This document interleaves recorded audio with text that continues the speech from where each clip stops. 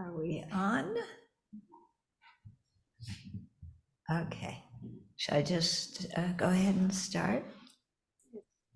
Yeah. Okay. So, welcome everybody. I'm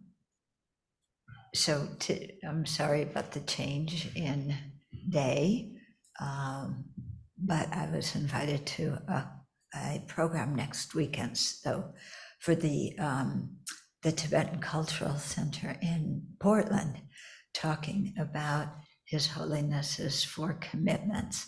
So I felt like I kind of it was my privilege, but it was also my responsibility to go, and it's a way for me to repay the kindness of the Tibetan community because I lived with them for so long, and also, followed Tibetan Buddhist teachers. So His Holiness is my teacher. So, whatever I can do to represent him and talk about these important topics, then I'm quite happy to do that.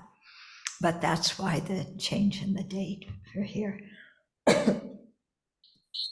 So there are 3 questions left over from last week, which I'll go into first, and then we'll have the talk after that. But first, as we always do, we have bodhicitta and the 4 measurables, and then some silent meditation to let the mind settle down. Okay, so I think the words will go on the screen. I take refuge until I have awakened in the Buddhas, the Dharma, and the Sangha. By the merit I create, by listening to the Dharma, I will attain Buddhahood in order to benefit all sentient beings. I take refuge until I have awakened in the Buddha, the Dharma, and the Sangha. By the merit I create, by listening to the Dharma, I will attain Buddhahood in order to benefit all sentient beings. I take refuge until I have awakened in the Buddha, the Dharma, and the Sangha. By the merit I create, by listening to the Dharma, I will attain Buddhahood in order to benefit all sentient beings. May all sentient beings have happiness and its causes. May all sentient beings be free of suffering and its causes. May all sentient beings not be separated from sorrowless bliss. May all sentient beings abide in equanimity, free of bias, attachment, and anger.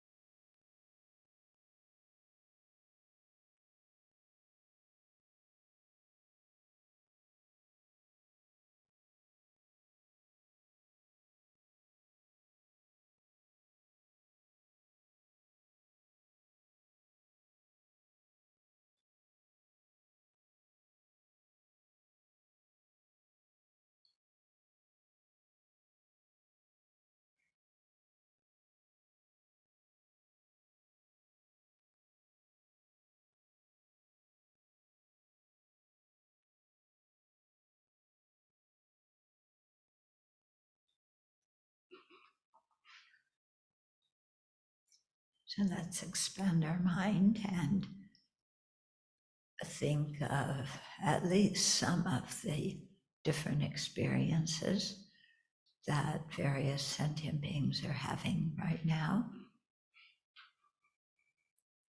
Think of experiences in the lower realms, what the different animals are experiencing, the hungry ghosts, the hell beings. Think also about the God realms, the pleasures that those beings are experiencing.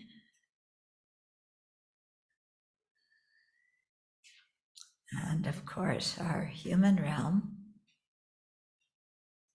where there's a mixture of dukkha and happiness, but where we human beings cause so much pain and misery to each other.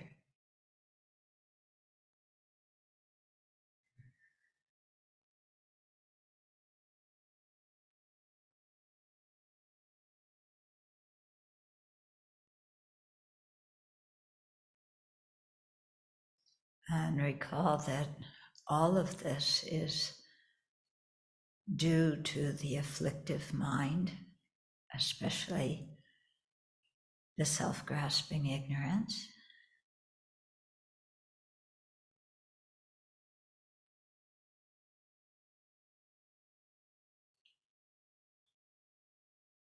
And so see if you can develop some compassion for beings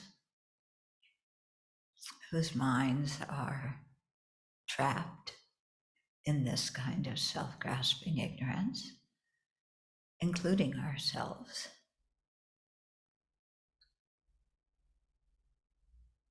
And have some compassion, because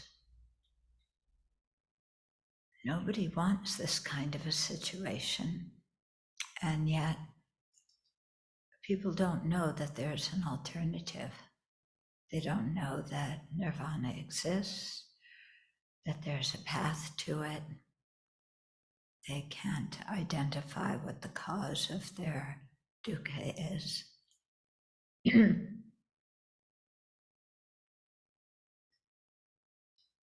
So the self-grasping ignorance perpetuates samsara, but our ignorance of not knowing what our situation is and that there's an alternative, that also perpetuates our samsara.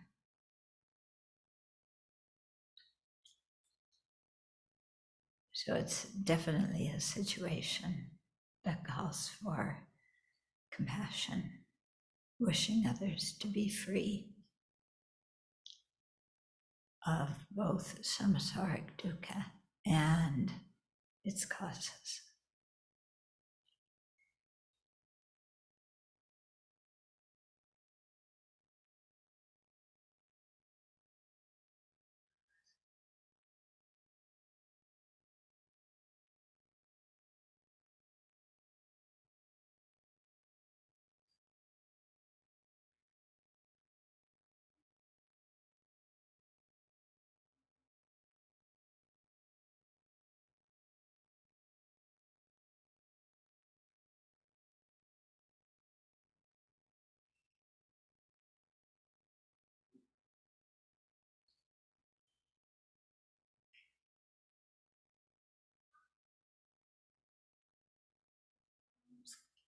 And develop the powerful wish, wanting, aspiring to do something about this situation.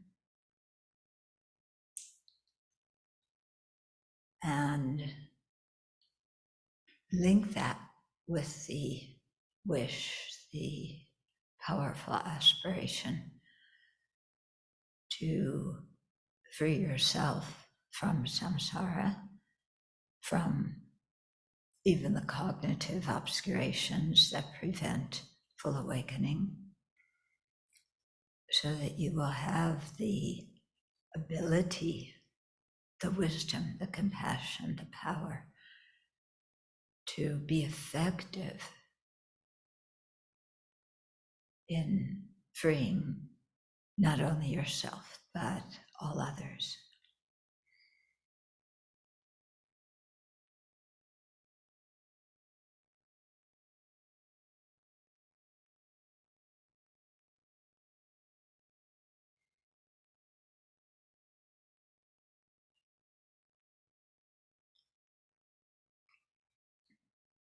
And so sharing the Dharma today is one step going towards that direction. And how fortunate we are to have the situation where we can take that step.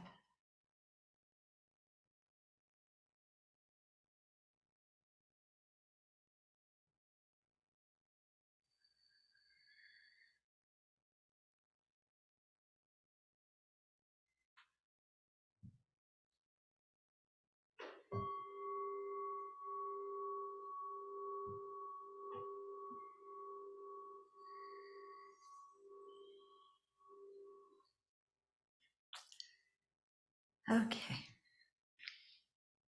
So let's go through the questions from last session. So somebody said, could you kindly explain a bit more the afflictive emotion that we need to balance more to bring more joy? So I think perhaps I didn't make things clear last time.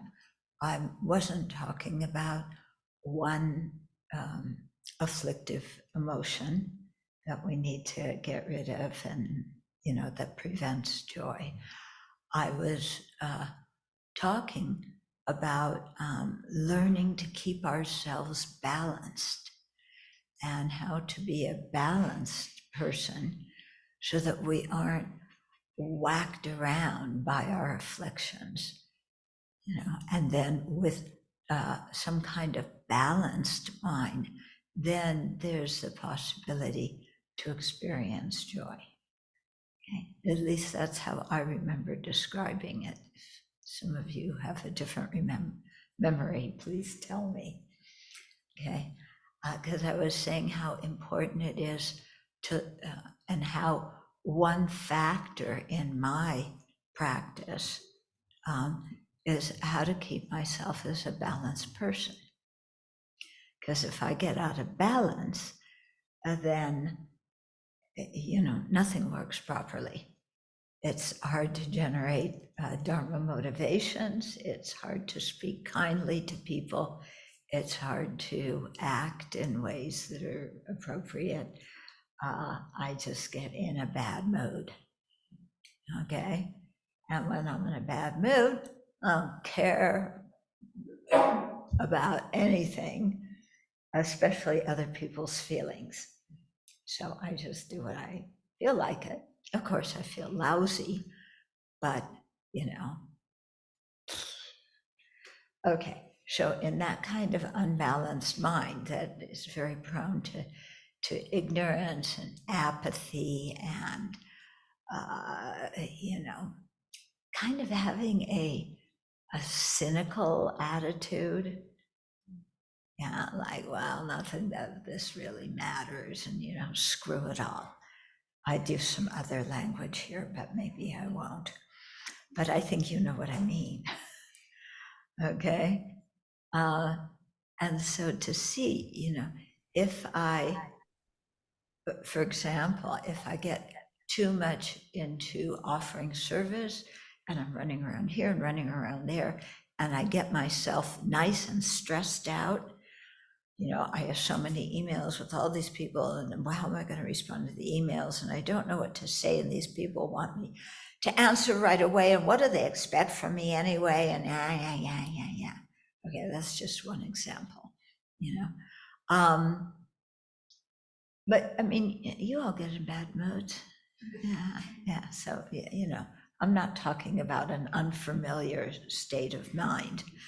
Yeah. And so seeing, well, what makes me in a bad mood? When I elevate something that is not a big deal and make it into a big deal, like how many emails I have, or how many things I have to do, or what do people want from me anyway? Okay, so that way of thinking, yeah, puts me off balance, and then I get in a bad mood, and then body, speech, and mind further deteriorate from that. Yeah, sound familiar? Anybody else, who else has this problem? Yeah, okay. This is so familiar, isn't it? Yeah. And it's always somebody else's fault. Yeah. I mean, why am I stressed out from all these things? Because of what these sentient beings want. Yeah. Yes, they're kind, but they're such a pain in the neck sometimes. All right? Okay. So it can be, what other people say, what other people do. It can be what we think they mean when they say something, when we're imputing motivations on them that we haven't bothered to check that if they have those motivations or not. Okay. Yeah, everything appears gloomy. Yeah. And it's like, what's going to make this better? Well, pick your addiction of choice. Chocolate? Some people choose alcohol or drugs. That's really sliding down a slippery slope. Some people read, I had a friend who used to read sci-fi novels, one after the other, after the other, after the other. Watching too much news, reading romance novels, sitting down and just watching sports. I mean, we all have our own thing that we turn to, thinking that it will make us feel better, and it just doesn't work. Okay, so that's the down part of not being balanced. Yeah, so how do we keep ourselves balanced? Yeah, so this is something that we think, okay, I'll just figure out how much time I do this and how many emails I do that and how much time I spend doing this. And then I'll keep according to that schedule, and then I'll feel good. Sounds good.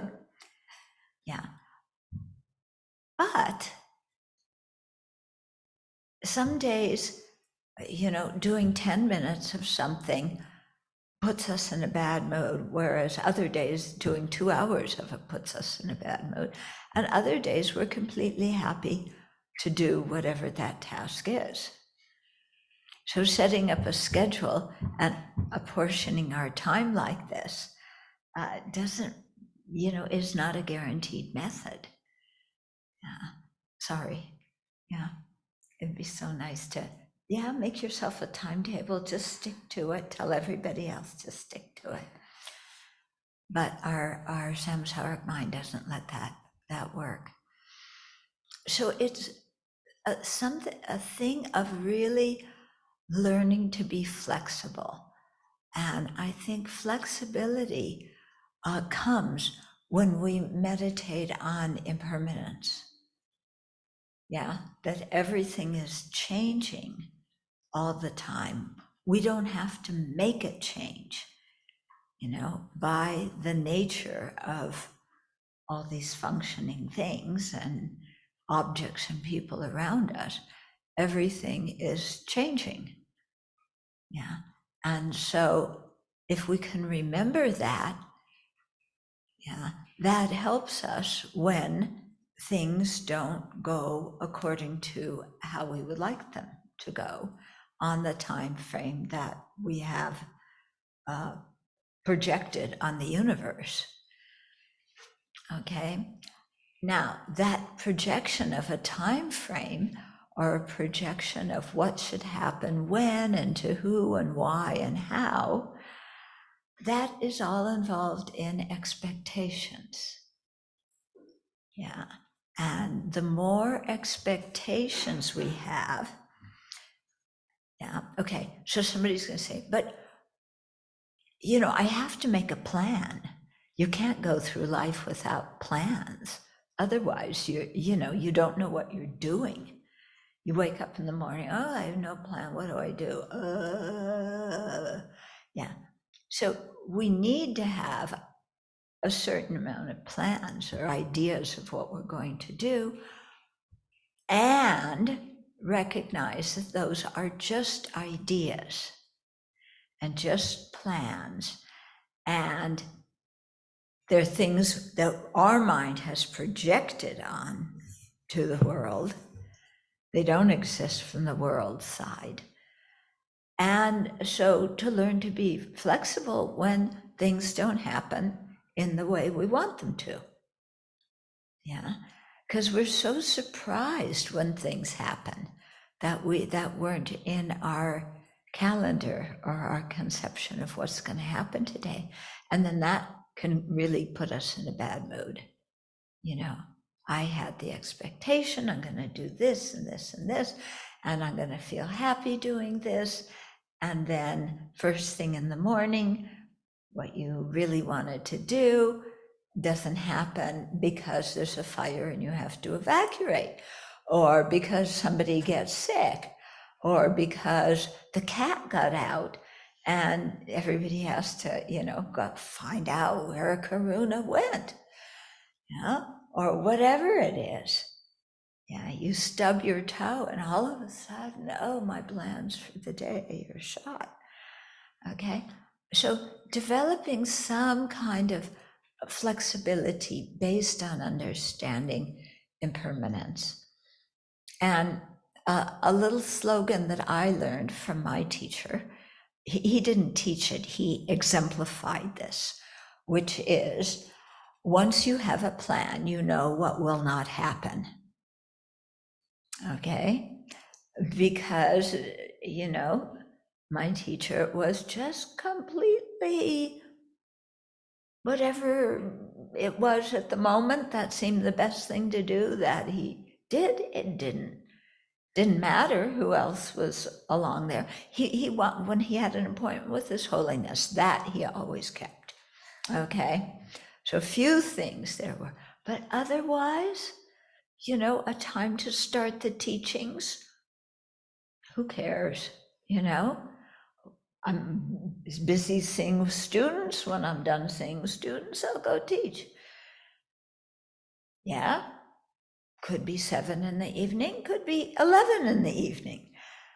Okay, so things like this, you know, there were always plans, and you never knew, you know, should I show up on time?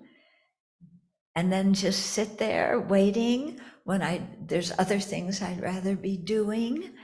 Or do I risk coming late? That's really discourteous.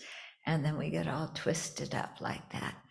But Rinpoche wasn't twisted up at all. He didn't worry about it.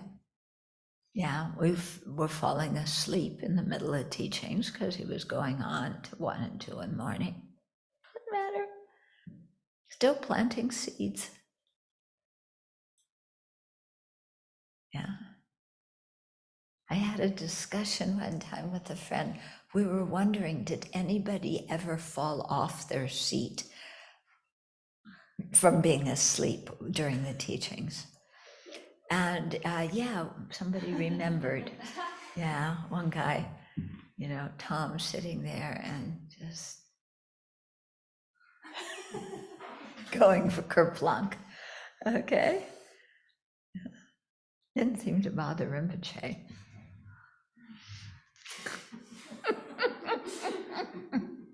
Yeah. Everybody else in the room laughed. It woke us up. Okay, so, you know, what I was talking about is how to keep ourselves balanced. So not just to prevent ourselves from getting in a grumpy mood, in a bad mood, but also going out of balance, getting too excited. You know, it's like, oh, goodness, I got an email. Oh, this is so good. You know, and you're just off and, oh, this is so exciting. You know, it's like this email came inviting me to a conference in Bulgaria. I don't like conferences, but it means I can go to Bulgaria and I'll see His Holiness. Yeah. And okay, it's something where I can benefit the Tibetans. So yes, I want to go. That's something good to do. But a conference, conferences are too much. And in Bulgaria, I was really disillusioned with Bulgaria last year. It was so crowded. It was. Yeah. You couldn't believe it. You try and circumambulate the stupa, you know, and there's everybody's just pushing you, you know. Anyway, you know, you get too excited about certain things. Yeah, some of you were there. Wasn't it hard to circumambulate? Yeah, it was. So, yeah.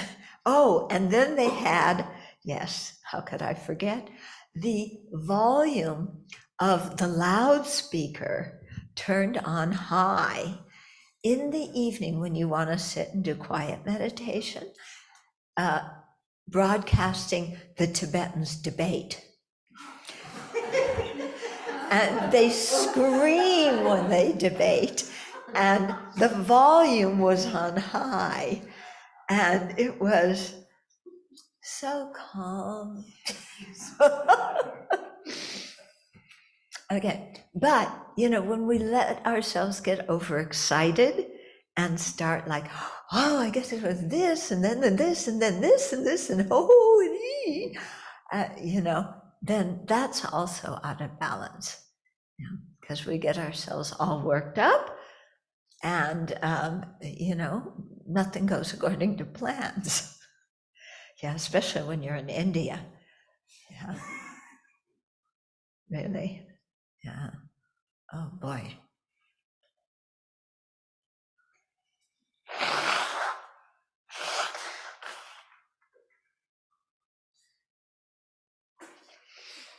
Okay, so I think that's the first question. Second question, I have a thought at present that I need to find a teacher, one teacher, but have not found this person. I then look at the fact that I have the teachings and many teachers who I listen to, whose teachings I listen to. So do I see my teacher as being many? Okay. So this idea of one teacher probably comes because we talk about your root teacher, okay? And a root teacher can mean different things to different people.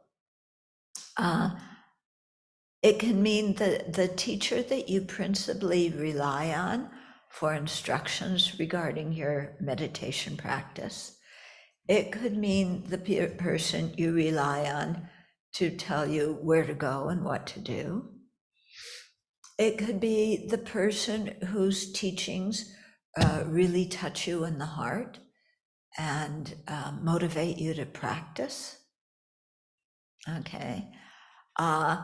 So we talk about a root teacher, but I read recently that the scriptures don't draw out that point of root teacher. Okay. In the Tibetan tradition, we can have many teachers. And I think, you know, some people like fewer teachers, maybe just one or two or three. Some people like many. Yeah. But it's possible to have more than one. And I know for myself, because my teachers are all, they live in different circumstances. I mean, for example, His Holiness is one of my teachers, but he's the teacher of how many tens and hundreds of thousands of people? Yeah. So do I expect to see him often? if I had that expectation, that's not going to work. Okay. I have some teachers that I go, that, because I like studying Madhyamaka, that I go to them when I have Madhyamaka questions. I have other teachers when I have a question in my tantric practice that I go to. Some teachers have many students, so I'm not able to see them very often. Some teachers don't have a lot of students, so I can see them more often. Some students some teachers like to hang out and talk Dharma all afternoon. Some teachers want me to come in, ask my question, and goodbye. Okay, so what I've found is that I rely on different teachers for different things in my practice. Yeah? And I also have realized that the more I have actually heard teachings from my teachers and thought about those teachings, the more I can often figure things out for myself. Okay. In the early days, I used to ask a lot of questions, but later on, I do my 911 practice and I know very well what they're going to say. Okay. So, yeah, you can have one teacher, you can have many teachers. It's really up to you.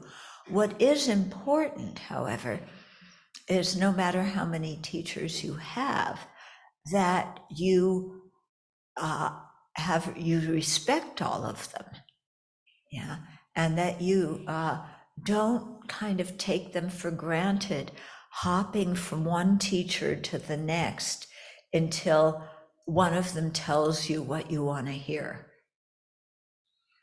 Okay, because that's what some people do. They know what they want to do, but they want to be able to say, my teacher told me to do this, because they don't feel that they don't have confidence in their own wisdom. And especially, in making very big decisions, or especially when you're young in the Dharma, it can often be very helpful. Yeah. Some teachers like to talk about those things. Some teachers do not. Okay. So you have to figure out which teachers to go to for what kind of thing. But the idea is to respect all of them as your guides. Yeah. And don't criticize them because they don't tell you what you want to hear. Yeah. So I've seen people go, oh, this one said I should do this. That's what I've wanted to do all along. And then the rest are going, well, maybe they know that person's done that, but in which case they go, well, then why didn't you waste my time asking me? If you knew what you wanted to do and you were going to do it anyway, and you just wanted me to put a chop on it, is that really necessary? Okay, so there's that kind of thing. Like I said, I remember my friend Alex went to Rinpoche, who's one of our common teachers, and Alex was living in Lower Dharamsala at the time, and he was having problems with his landlord. So he went to Rinpoche and said, my landlord, this and this and this, and what should I do? And Rinpoche looked at him and said, go ask a lawyer. Why do you expect me to know? He was quite direct. And it was good advice. I mean, why are you asking your teacher a question that, your teacher knows all the laws about tenant-landlord relationships and is going to give you advice on that? No, go ask a lawyer. Yeah. And I think I've told you about the lady in Malaysia who came and asked me who to marry. You know, when one Lama told her this, yes, marry this guy, and another one told her not to, and I don't know, I was supposed to be the deciding vote. But how in the world am I supposed to know who she should marry? Yeah. Somebody asked me what their lucky number was. I was walking in the park in Singapore one time. One guy comes up, what's my lucky number?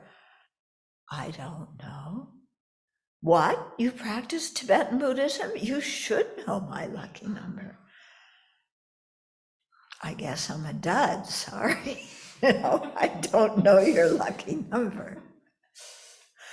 Yeah, because he wanted to apply for the lottery or, something like that. Okay, so yes, you can have many teachers, respect all of them, figure out who to consult about what, and also be aware of what you can figure out on your own. Don't think you can figure everything out on your own, because sometimes, we're blind. But don't go running to your teacher for every small thing. Okay. You may consider it a big thing. Alex thought this issue with his landlord was huge, but Rinpoche had no problem saying, go talk to a lawyer, and he had to wait until he could, find the appropriate lawyer to go to. Okay, then the last question. I find that judgment takes me away from joy. How can I stop myself judging others? Who has this problem? Yeah. What ideas do you have about the judging mind? What's going on when we're judging? We make these judgments and we believe our judgments. Yeah. That person doesn't like me. That person's trying to make me mad. That person I told them something personal and they're betraying my trust. That person is bragging about all sorts of things. Yeah. Inconsiderate, not realizing how jealous I get. Yeah. It's interesting, isn't it? Yeah. We judge all these people and they all have bad motivations, except the person you fall in love with when you first fall in love with them. After a few years, it changes. But at the beginning, what do you project on this person? They are wonderful. The most wonderful thing in the universe, right? Why else would I fall in love with them? Yeah. Notice we talk about you fall in love. When people fall, they have no control. They're going kerplunk. That's how we view falling in love. You have no control. It's just, I'm in love and this person fulfills all my needs and they understand me completely. Yeah. And they always do what I want. And and they say they love me forever, which is the number one reason I love them. Because I just want somebody to love me forever. I don't care who it is, but I need somebody to do it. And in return, I will say that I love them forever because I think I will.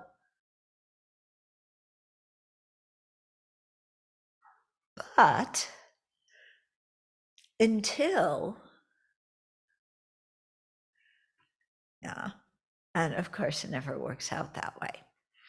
Okay.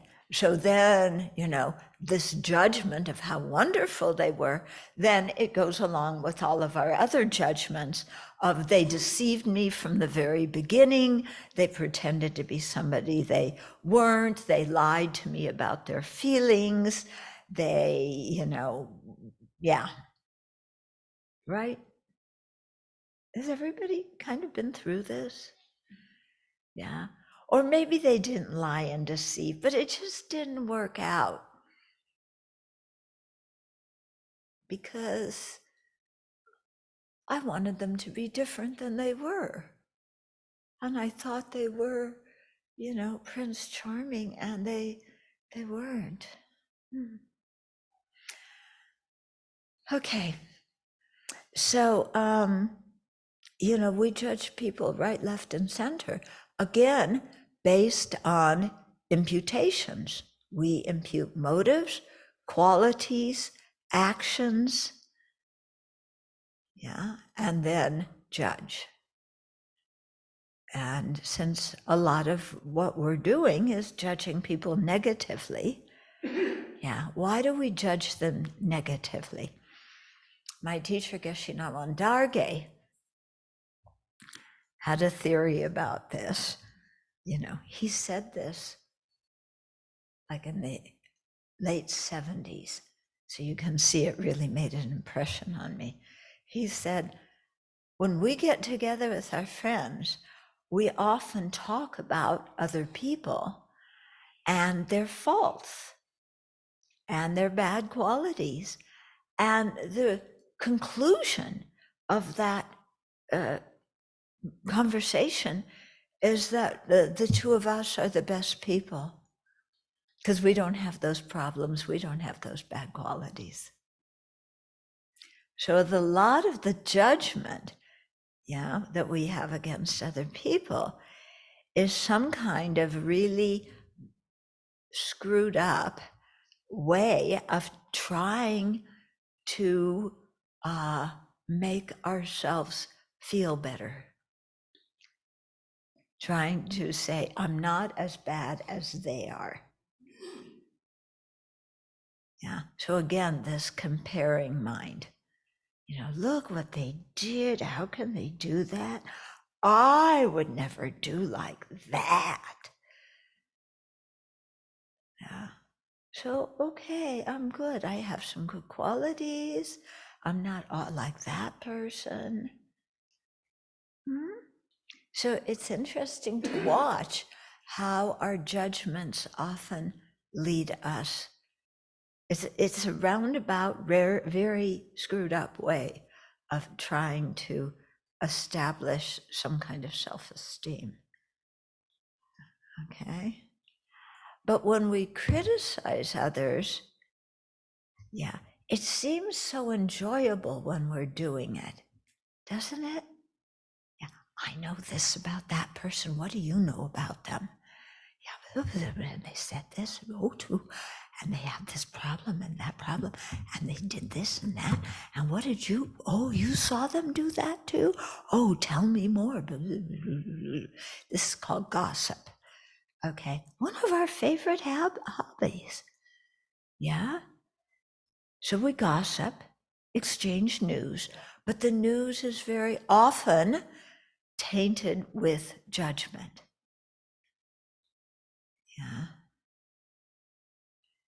And so it's interesting. We're talking about other people's faults, not talking about mine.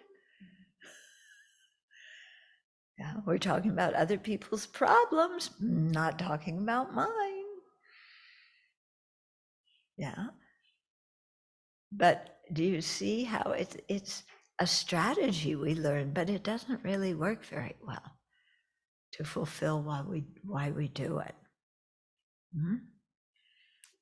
And then, of course, no, I don't know about you, but when I vocalize my judgments about somebody, then afterwards I don't feel so good, first of all. Second of all, I become concerned that the person that I said that to will go tell the person that I was judging. And then that will start, that person will come back to me and say, I heard you think, I heard you said, na, na, na, na, na, na. And then I'm stuck, I don't want to say, yes, I did, and it's because you really are like that. That's just going to start a big mess.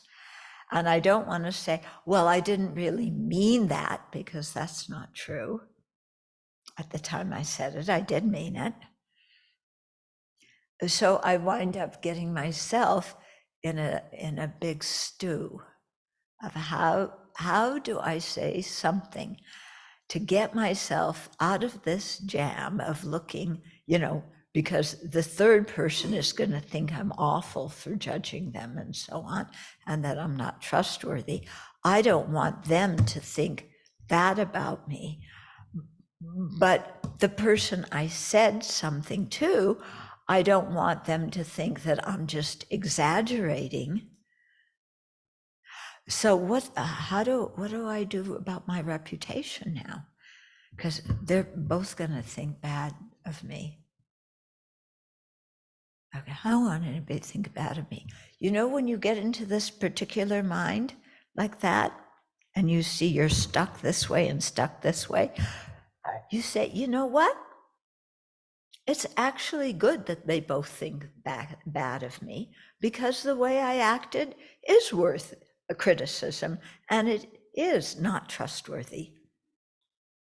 Yes, I did exaggerate and and trash that person. And, yes, I did say that about you because I'm mean and nasty. Well, yeah, I mean, to admit it, instead of trying to protect our reputation, just to say, to at least say to ourselves, we don't have to say to the other person, but, I deserve this. If they don't respect me, that's right, because I don't deserve respect according to how I just acted. And then that stops all the worry about your reputation. And it makes us honest, because, yeah, when I act like that, I'm not worthy of respect. So I'm not going to justify it and rationalize and make excuses. Yeah, that's often, I find, the best thing to do when I'm caught in my own connivances, my own stuff. Okay. So how do we stop judging others? Number one, keep our mouth closed. Yeah, that's one of the best things. I know it's difficult because we have a lot of habit about doing that. Okay, but keep our mouth closed. And then second of all, when we notice ourselves judging someone, say, oh, look where my mind is. I don't want it to be like that. I'm going to think about this person's good qualities. And then if it's somebody you think about their good qualities and you list one after another, and you say, I don't have to compare myself with others. They have these good qualities. I rejoice. It's very good that they have these good qualities. I don't have to compare myself to others. I don't have to be jealous. But isn't it nice that these people have some happiness? I mean, I'm not the only one in the world who should have happiness and have good things. Somebody else has it. That's good. I rejoice. Okay, so you train your mind to look at, to rejoice at their good opportunities, to rejoice at their knowledge and their good qualities and their virtue. Okay, so it's a thing of really observing the mind, and when we see that we're going in the wrong direction, stopping and going back and starting to, direct our mind to think in another way. Now, at the beginning, it could be hard. I think, did I tell you that? I think I've told you the story about I was teaching a series of classes. I think it was in North Carolina somewhere. And I gave people the homework assignment because people had been asking questions about colleagues at work and complaining about them. And I said, here your homework assignment is until next week, is to go and every day say something nice to that colleague. It doesn't have to be a big thing, but just point out something that they do well or be friendly to them, something. But it was mostly, point out something that they do well. And there was one man there who said, this is impossible. I work with this one man. There's nothing that he does well. I will not be able to point out any good qualities. I said, try. Okay, so the next week, when we were pulling up to the place where the talk was, he was also coming at that time. And I said, how did it go? Did you say something nice to your colleague? And he said, I did. I lied.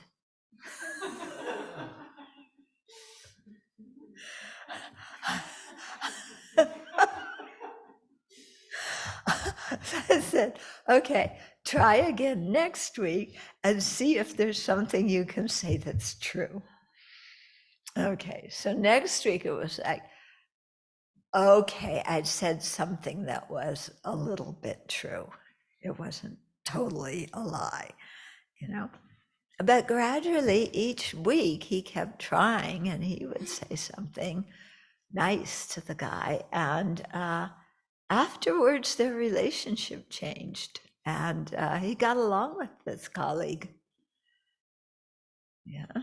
So, you change your mind and then that is, goes outward and influences people. Okay, so that leads us into the topic of this talk, which is watching our body and speech. Okay, and so when the Vajrayana Institute originally gave me this topic, I thought, okay, well, the usual way is you go through the 7 non-virtues of body and speech, 3 that are physical, 4 that are verbal, and then you can talk about the mind and cover all 10 non-virtues, and then I've talked to the topic. Okay, so that was my plan. And then a couple of days ago, there were some Chinese nuns who visited us for 2 full days, yeah, and we had a session with them, a Q&A session with the Abbey community and the Chinese nuns. And there was something that one of the nuns said that really impressed me. Okay, I don't know if any of you could possibly guess what it is, if it impressed you or not. But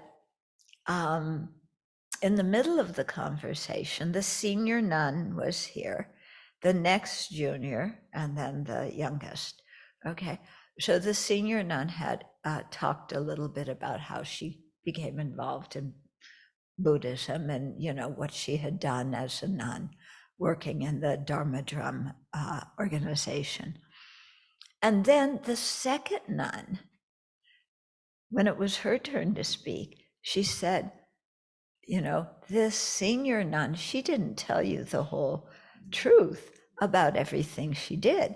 She also was in charge of this, and she was in charge of that, and she worked in this department for so many years, and she coordinated that event, and she had, this title and that title, the different things, chairman of this and coordinator of that and whatever.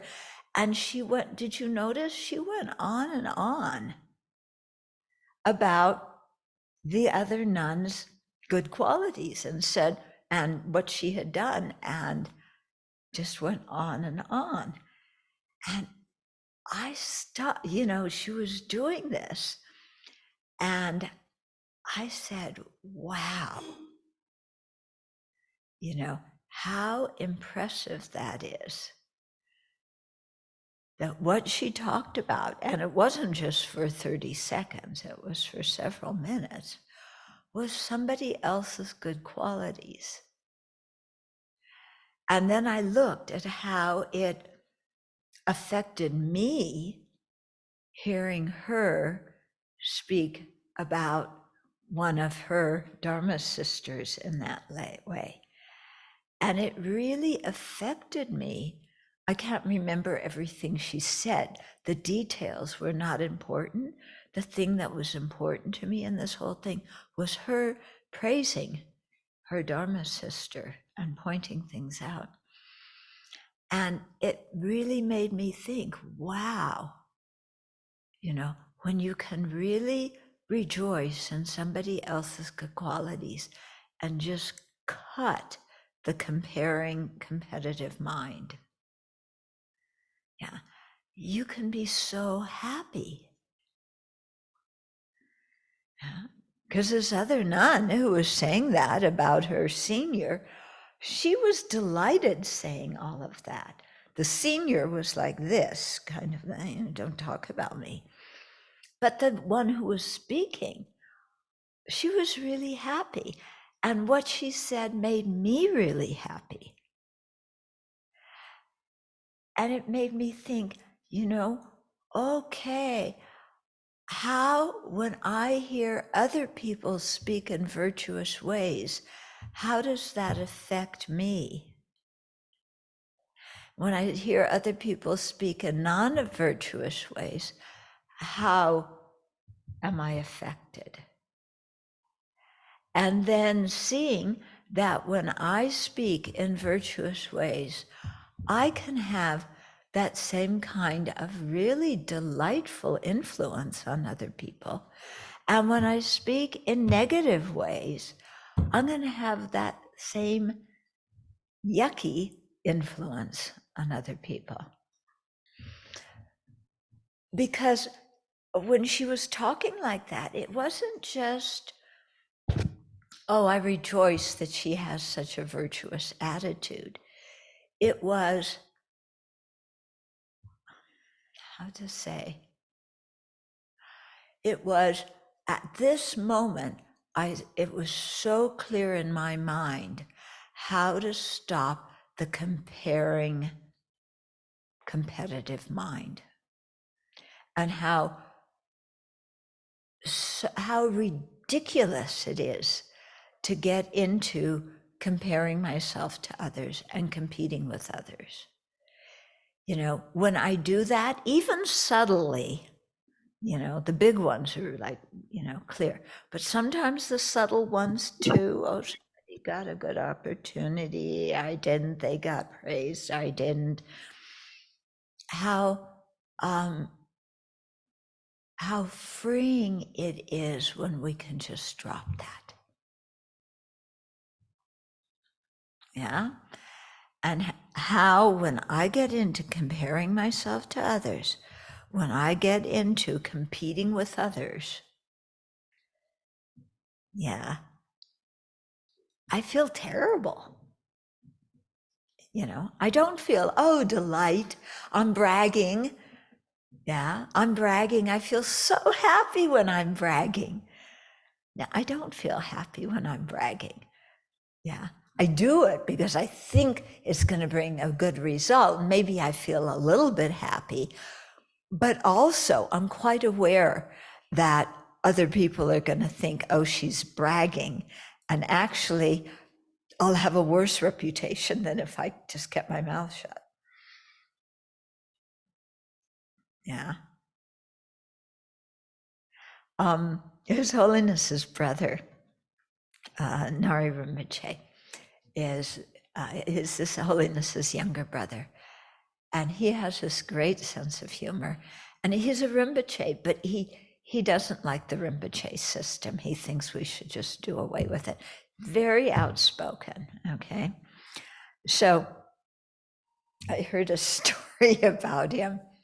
I don't know if he told me or somebody else told me, but there he was talking to somebody who was bragging and saying, I got this and this and this, and, you know, really puffing himself up. And Rinpoche said, have you, you know, did you ever consider taking up music and, you know, learning to play, you know, a musical instrument like one of the horns? And the guy said, no, why? And Rinpoche said, well, you're certainly tooting your own horn very well. I've got it now, darling. Sorry, thank you. So, you know, what a great reply. Yeah. And, you know, that he's very straightforward like that, you know? Yeah. You know how to toot your horn and you do it so well. Oh, I got caught. Yeah. Okay. So, yeah, so just trying, you know, because sometimes the competition, the comparison, it comes so naturally because we're taught since we're this big. Yeah. You go to preschool and, you know, who's the child who sits quietly the quickest after coming in from recess? Yeah. And you get a gold star. And then your mom and dad see it and go, oh, I'm so proud of you. You know, you're 3 years old, you're 4 years old, you know, already you're comparing. Because the next week, the other kid, yeah, got quiet before you did because you were really excited. So they got the gold star.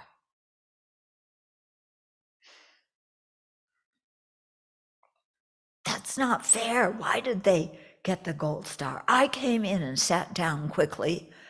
Yeah, I deserve one too. And my mom's going to ask about, my dad's going to ask about, and I'm going to have to say somebody else got it because I was giggling and noisy and I don't want to have to say this.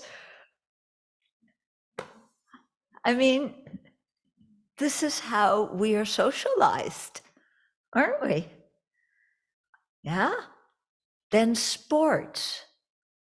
What is sports about? Winning. Yeah. They say, oh, enjoy playing the game, have fun. Yeah. It's about winning. Yeah. And you better win and make the other team lose. So again, this whole comparing thing. Yeah. I've got to win. I've got to be best. I was very impressed once, my nephew who played football, and after every game, win or lose, he went and he shook the hands of the players on the other team. I thought that's cool. You know, that's cool that he does that. Yeah. Yeah. No, he didn't make the pro teams, and he did make freshman year going to college on a football thing, but then he didn't like it. And it took too much time. And it was exhausting, you know. Yeah, his dad was pushing him, push, you know, get a college scholarship, then you can go on the pro. Yeah. So his dad's pushing that way. My sister's going, I want him to stop playing football. I don't want him to have a concussion. I don't want him to break bones, you know. So, yeah, you can imagine what their marriage was like discussing my nephew's future. Anyway, okay. But to try it out, try letting go of some of these things, yeah? And so it really watching this one nun praise that, the other nun, and seeing the good effect on me really made me think, instead of all the nasty things I say and how that harms other people, of if I was more conscientious about my speech, how I could create more happiness in the world, how I could help other people learn to rejoice. Yeah. And I thought, that's something we usually, when we meditate about the non-virtues, we think about the bad consequences. Yeah. When we do the 10 virtues, we think about the good consequences, in terms of karma and so on. But we often don't think so much about the positive influence we can have on other people. Mm-hmm. And especially, just when people do something well, just to say, thank you, that BBC was really good. And don't compare, oh, she praised somebody else's BBC, she didn't praise mine. Yeah, well, that's because you went to get your lunch before anybody could go talk to you and say thank you, But, just to see how we could use our speech to help other people see their good qualities. Yeah, help people have some self-confidence, not praise because you want to inflate their ego, but how to help them have a realistic view of their own abilities. Yeah, because sometimes, just as we don't see our own faults, often we don't see our own abilities, And it's helpful when we say something to somebody, about what they did well or the good effect that it had on us. Yeah. And I think it's always good when we say something to actually talk about specific things. And especially those of you who are parents, when you're talking to kids, if you say, oh, you're such a good girl, you're such a good boy, the kid doesn't understand what they're getting praised for. Yeah, it's like, oh, well, I did something and mom and dad are praising me, but what in the world did I do?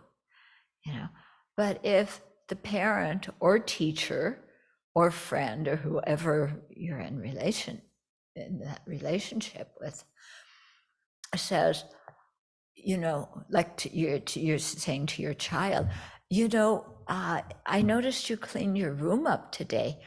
Thank you so much. It was really nice for me to be able to walk by your room and see everything very tidy. Yeah. If you say that, then the kid knows, oh, this is the thing that I did that has a positive effect on somebody else. Yeah. So, whereas if you just say, oh, you're such a good boy or such a good girl, the kid doesn't know. Okay. So, same with adults, instead of just saying, oh, thank you. I mean, sometimes it's obvious. You don't have to say what it is. But sometimes, thank you for whatever it was they did, or you did a really good job with that. And point out what it is. Okay, so that's really learning to use our speech in a very productive way. Okay. Then what do you do when people praise you and say something nice about you?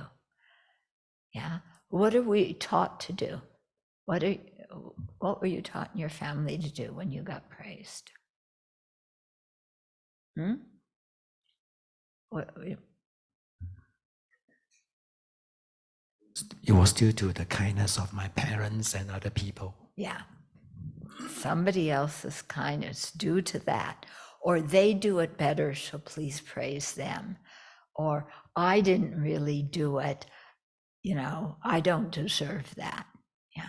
So somebody says something nice, what do? We throw it back in their face and say, what you said is not true.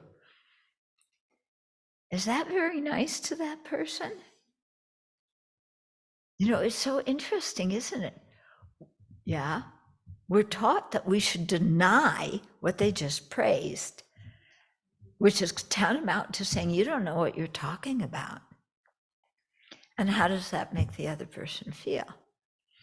So I was once asking one of my Dharma friends about, what do you, because he would give talks and everything and get praised for it. And I said, what do you do when somebody, says, thank you for that talk, it really helped me? Or they start saying, I read this that you wrote and it was blah, blah, blah, that kind of thing. He said, I say thank you. I went, oh, duh. Yeah.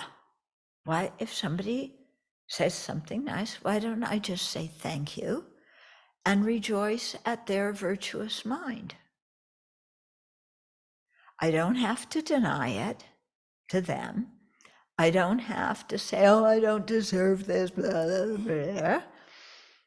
Okay. If I say thank you, they gave me a gift. I say thank you. That's it. If I deny it, if I say, oh, no, I didn't really do that, somebody else did it, I don't deserve it, then they have to repeat it in an attempt to make me hear that they're saying something nice. And it's kind of frustrating for them, because they have a virtuous mind, and, we should just rejoice at their virtuous mind. Yeah.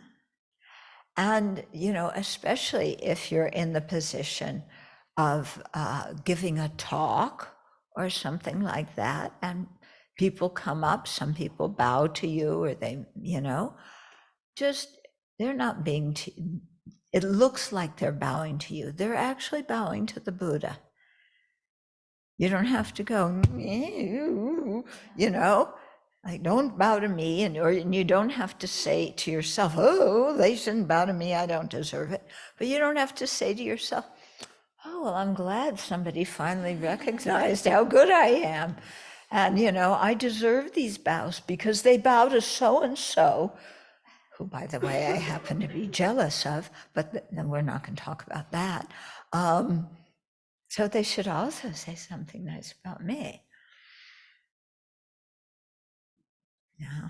So just, they're bowing to the Buddha. It really has nothing to do with us. Yeah. We just happen to be the mouth. Yeah. Okay. So we have a few minutes left. Okay, so there I was giving an example of, proper speech and how that influences people. Another example is, you could use any of the 7 non-virtues of body and speech, and think of, how to do the opposite and how that can influence somebody. Like, you're right, there's a situation going on and there's a bug and you could easily smash it and the other person actually wants you to and you don't, that has an impact on the other person. Yeah, I tried that with my mother. The impact was negative. She wanted the fleas on the cat killed, and nothing I said made any difference. But another time I was visiting some Catholic nuns in France, and we were having a meal, and there was some bug flying around, and one of the sisters got up to swat the bug, And I got up with her and I said, let's not do that. Let's just catch it and take it outside. And she was like, why do you do that? Yeah, because in Catholicism, God made all these creatures for human use. So if they're a pest, you get rid of them, you know? So then I had the opportunity to talk about, it's a bug, but it wants to be happy, just like we do. It, wants to live just like we do. Okay, so there's all these kinds of situations where we can, our actions and our speech can make a difference on other people and make them think. Okay, but there's some time for questions and answers. So maybe the answers, I'm not guaranteeing them. Okay, so please, online you can raise your hand online, or the people here can also raise their hand.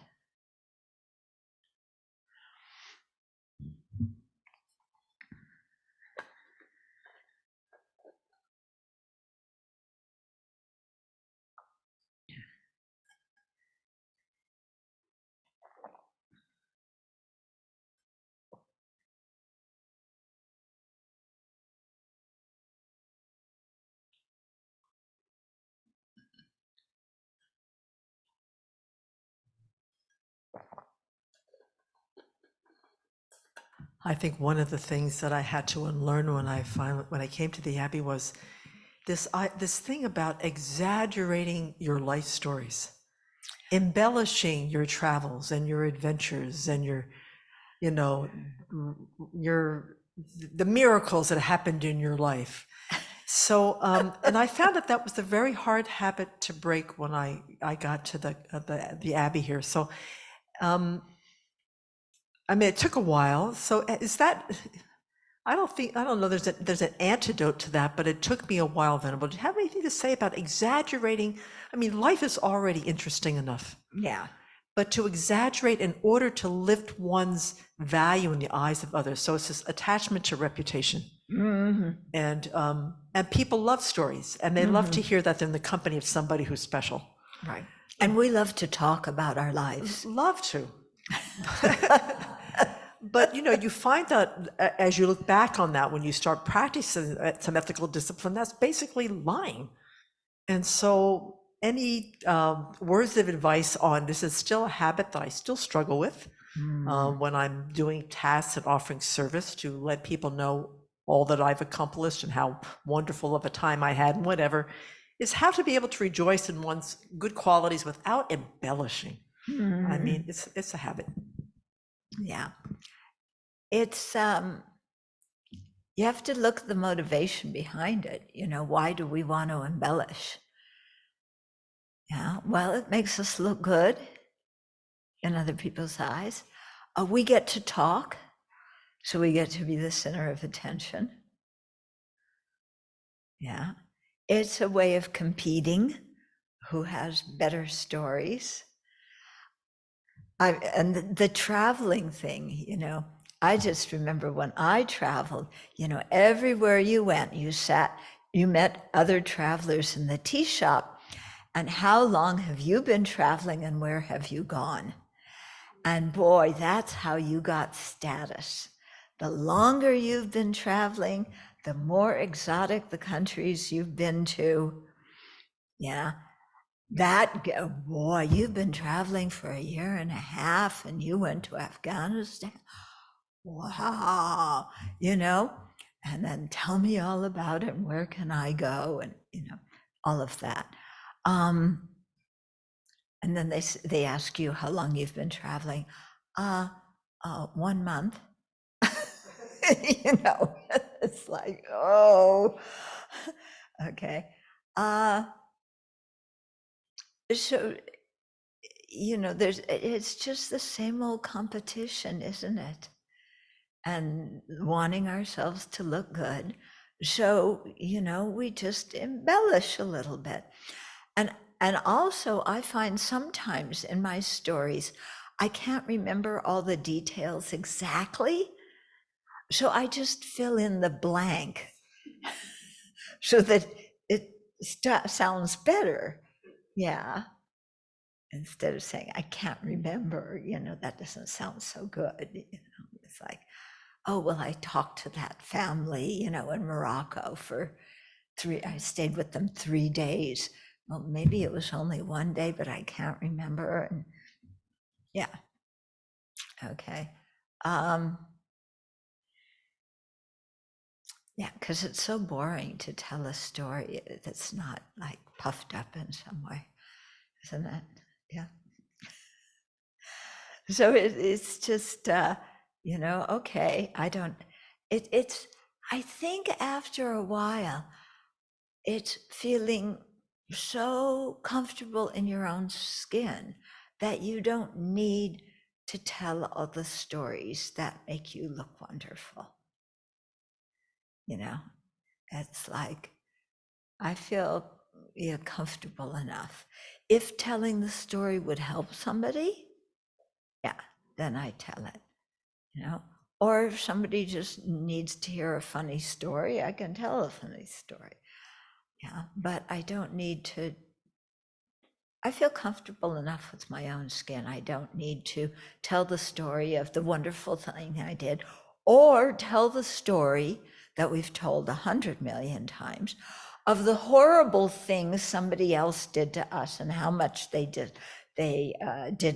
disrespected us and didn't appreciate us. We tell those stories a lot too, don't we? And just to realize, it's all about me, the center of the universe. So that doesn't mean we don't talk about ourselves. Yeah, because people want to hear about other people's lives, and don't you want to hear about other people's lives and what they've experienced and what they thought about different things they did?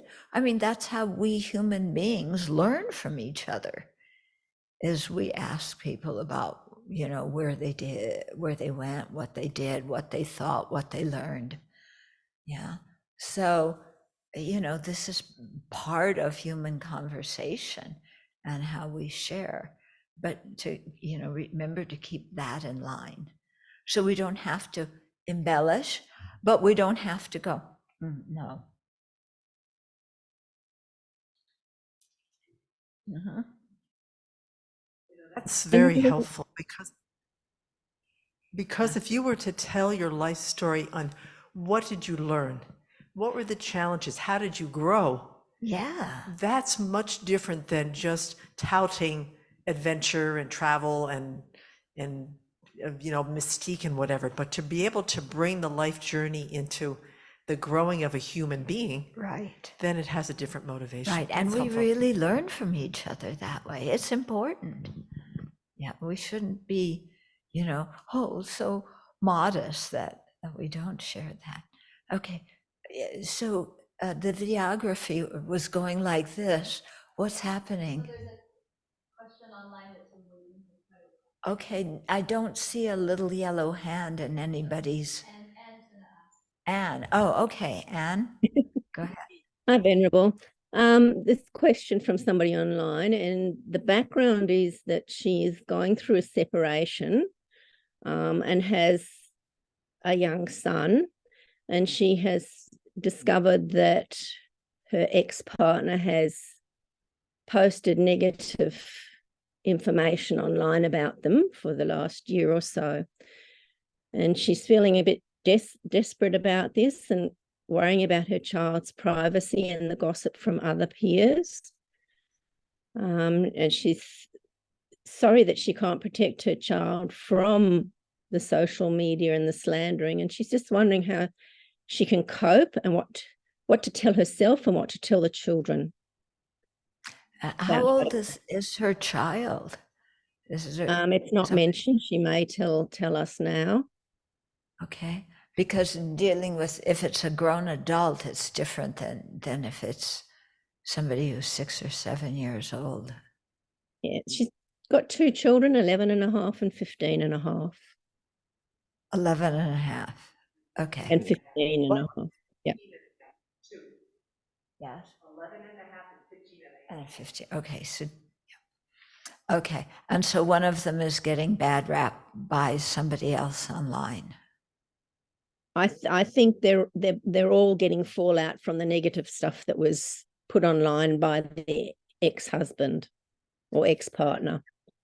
Oh, okay. So the ex-partner is not just is criticizing the woman, the mother, or the kids, or both. I don't think it really says. It's just basically about them in general. Yeah. Both of them. Yeah. Okay. all of So them. this kind of question is hard for me to answer because I don't know all the details and I don't know the people involved. Yeah. So I can't give a crystal clear answer that's a solution to the problem. But what I could say is, in terms of what to tell the children, just say, somebody is in pain. They're angry because they're in pain. And so they say mean things. They think it will make them feel better, but it doesn't really make them feel better. So what they're saying, it has nothing to do with you. It has nothing to do with me. Just don't read it, ignore it. Yeah. And you may have to say that many times so that the children, really get the idea that, yes, let's say it's the father, your dad loves you, but, right now they're hurting. So they're saying nasty things about you and nasty things about me, but it's only because they're in pain. Yeah. And to really, if this is going on and the ex-partner is saying these things, that person's in pain, and it might be good to say to them, shall we go to counseling together?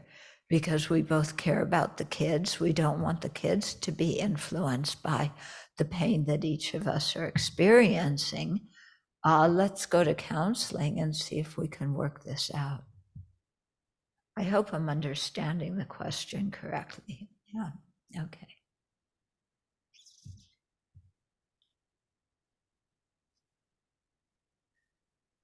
Yeah.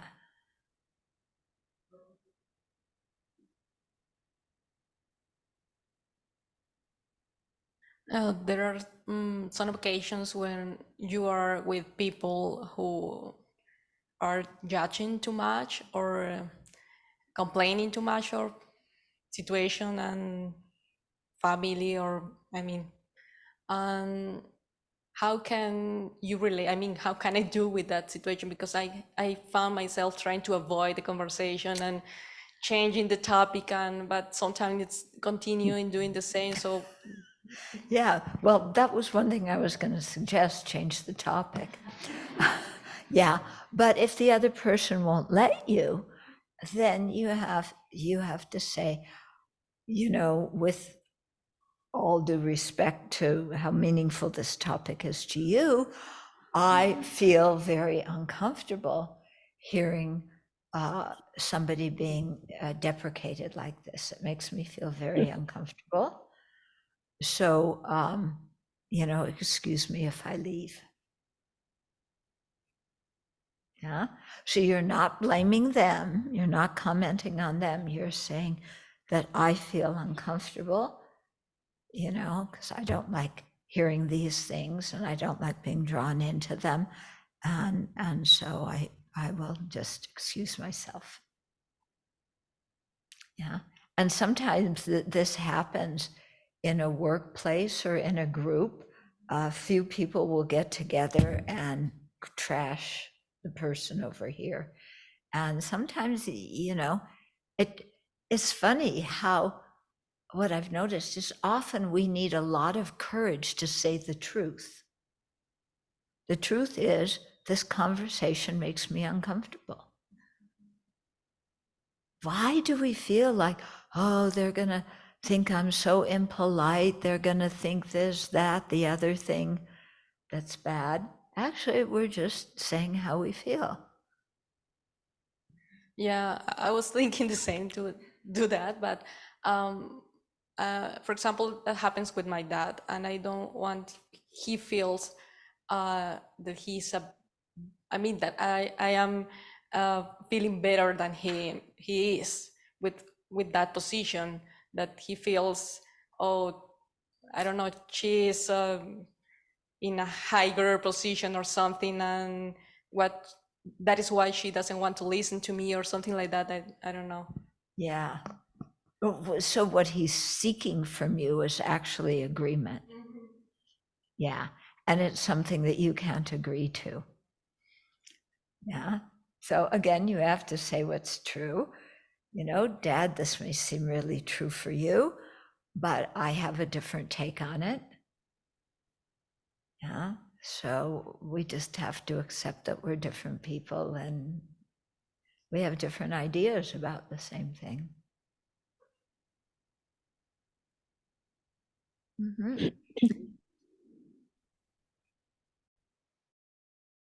This brings to mind a story actually you told us a couple of years ago about someone in an office situation where people were dissing somebody, and a student told you that they had spoken up and said, I don't feel comfortable with this conversation. And then later, other people in that group said, I'm glad you spoke up. I didn't feel comfortable either, but I didn't know how to say anything. Yeah. Yeah. Okay, Australia, any other questions? No? Okay, then let's dedicate the merit.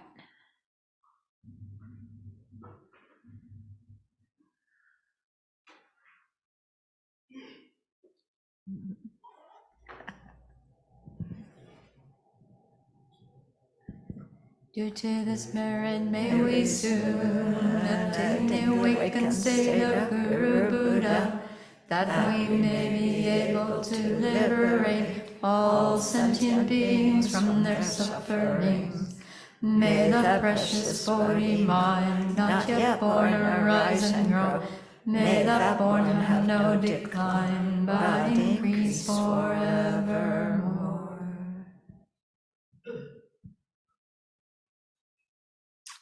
Okay.